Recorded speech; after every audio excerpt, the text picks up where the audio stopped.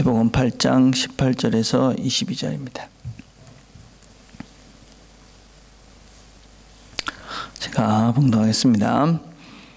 예수께서 무리가 자기를 에워싸는 것을 보시고 건너편으로 가기를 명하시니라. 한 서기관이 나와 예수께 아뢰되 선생님이여 어디로 가시든지 저는 따르리이다.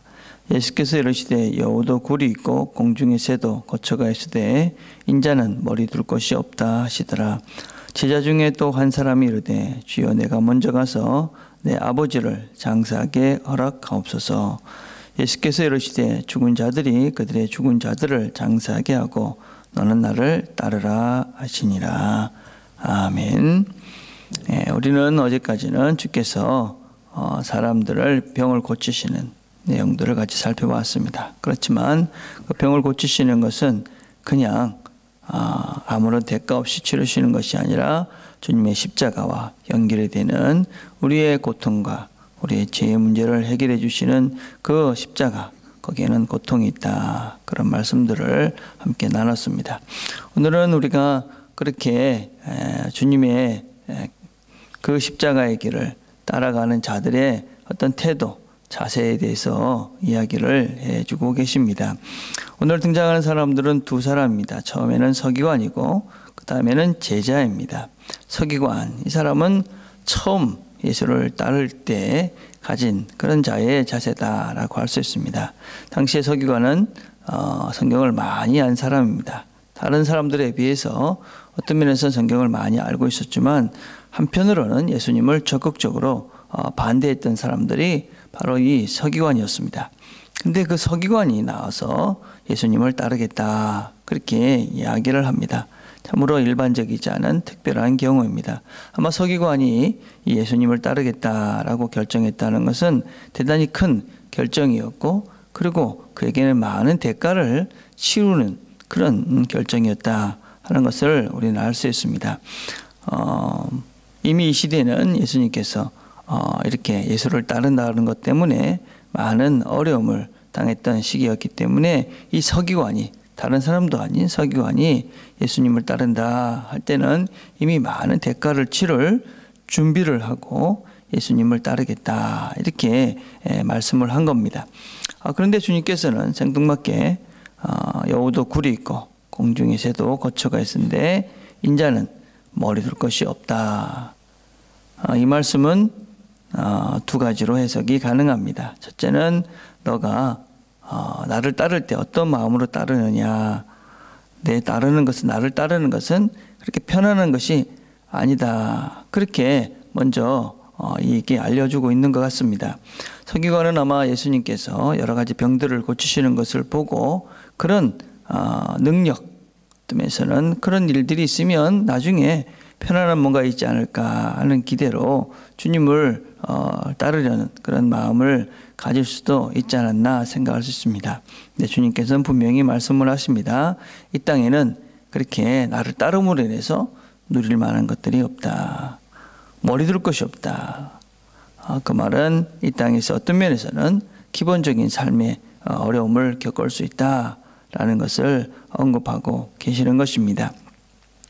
또 하나는 서기관, 이 사람은 서기관이라고 대표되는 이 사람은 처음 예수를 따를 때 사람들의 자세다라고 할 수 있습니다. 처음 예수를 믿을 때 어떤 마음으로 해야 되느냐. 어떤 면에서는 기본적으로 고통과 고난이 있음을 기대하고 따르라 하는 말씀으로 우리가 이해할 수 있습니다. 주님을 따르는 것은 그렇게 쉬운 길이 아니다. 처음부터 그것을 각오하고 너희들이 나를 따라야 된다. 그렇게 말씀을 하고 있습니다. 주님을 따르는 것, 그것은 그렇게 쉬운 일이 아니다라는 것을 주께서 우리에게 말씀하고 계시는 것이지요. 자, 두 번째 그것뿐만 아니라 또 이야기가 제자 중에 한 사람, 그러니까 예수님을 따르던 그 사람들 중에 한 사람, 어쩌면서는 지금 우리의 모습이 아닐까 생각을 하는데 이 사람 중에 한 사람이 주님께 나와서 말씀합니다. 내가 먼저 가서 내 아버지를 장사하게 허락하옵소서. 그런데 주님께서는 죽은 자들, 그들은 죽은 자들이 장사하게 하고 너는 따르라. 그렇게 말씀을 합니다. 주님께서는 뭐 아버지의 장사하는 것도 하지 말라 하시는 건가? 참 여러 가지 생각을 참으로 많이 이렇게 할 수 있는 그런 부분입니다. 아마 예수님을 따르던 한 제자가 그 중간에 예수님께서 제자 중에 아버지가 돌아가셨다 하는 이야기를 들은 것 같습니다. 그러면 당연히 가서 그럼 장사를 지내고 와서 나를 따르라 이렇게 말씀하셔야 될 것 같은데 장례를 치르지 말고 나를 너는 따르라 그렇게 이야기합니다. 당시에 장례를 치르는 것은 유대인들에게서 상당히 중요한 문제였습니다. 그냥 해도 되고 안 해도 되는 이런 차원이 아니었죠. 우리나라 옛날에 제사를 드릴 때 제사를 반드시 드려야 되지 않았습니까? 그래서 그것들을 하지 않으면 불효가 되고 가족의 어떤 의무를 다하지 않는 것이 되기 때문에 그 사회로부터 많은 지탄을 받았던 그런 내용이었습니다. 그런데 주님께서는 뭐라고 말씀하시냐면 너는 나를 따르라. 죽은 자는 죽은 자가 장사하게 하고 너는 나를 따르라. 그렇게 말씀합니다. 분명한 것은 그런 것입니다. 처음 예수를 믿는 자가 치러야 될 대가와 그 다음 예수를 따르면서 우리가 예수의 제자로 삶을 살아가는 자가 치러야 되는 대가는 참으로 많이 다르다라는 것입니다. 어떤 면에서는 예수를 믿고 따르는 제자들이 치러야 될 대가 중에 하나는 그 당시의 문화와 또 상황들, 특별히 또 가장 소중하다고 생각할 수 있는 가정과 가족을 버려야 되는 그런 일일 수도 있다 하는 것을 이야기하고 있습니다. 물론 예수님의 제자가 되기 때문에 뭐 가정을 다 버려야 된다 그런 것은 아닐 것입니다. 예수님의 제자가 되기 때문에 어떤 때 뭐 무슨 우리가 제사가 아니라 그 부모님의 그 장사를 치르면 안 된다 뭐 그런 것은 아닐 것입니다. 그런데 분명한 것은 무엇이냐면 우리가 삶을 살면서 예수를 따라 살아가다 보면 가정을 지키는 일과 그리스도를 따르는 일 그것이 서로 상판이 되고 둘 중에 하나를 골라야 할 때가 생길 때가 있다는 것입니다. 두 개 중에 하나를 선택해야 하는 그 순간이 있다 하는 것입니다. 그때 이 말씀은 우리에게 어떤 것을 우리가 선택해야 되는지를 분명하게 말씀합니다. 물론 우리는 지금 가정과 주님을 따르는 그 두 가지를 선택하는 그런 일들은 잘 없을 가능성이 많습니다. 그러나 그것 말고도 사실은 우리 삶 속에서는 하나님께서 원하시는 그 마음과 또 내가 그런 인간적인 생각, 욕심 그 둘 사이에서 항상 선택을 해야 되는 그런 삶을 우리가 살아갑니다. 그래서 우리가 실제로 결정적인 순간이 항상 있는 것 같습니다. 어떤 때는 주님께서는 정말 우리에게 아브라함에게 요구하셨던 것처럼 이삭을 바치라는 명령을 할 때가 있습니다.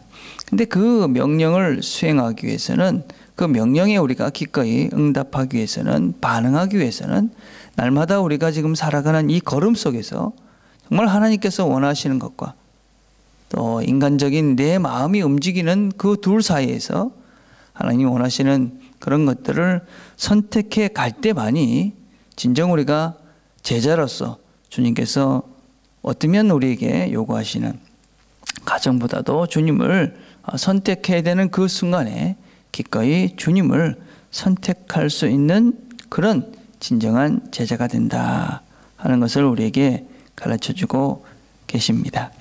그 말은 주께서 우리에게 그렇게 말씀하시는 것이죠. 나를 따르는 것은 그렇게 쉬운 것이 아니다. 어떤 때는 나를 따르는 것은 모든 것들을 다 포기해야만 된다. 너가 가장 소중하게 생각하는 그것까지도 기꺼이 포기되어질 때 진짜 나를 따르는 것이다. 그렇지만 우리가 명심해야 될 것은 무엇이냐면 장사를 지내는 것, 그것은 죽은 자의 문제이지만 이제 우리 주님께서 우리에게 요구하시는 그 삶은 산자들의 길이다 라는 것을 우리에게 말씀하고 계십니다.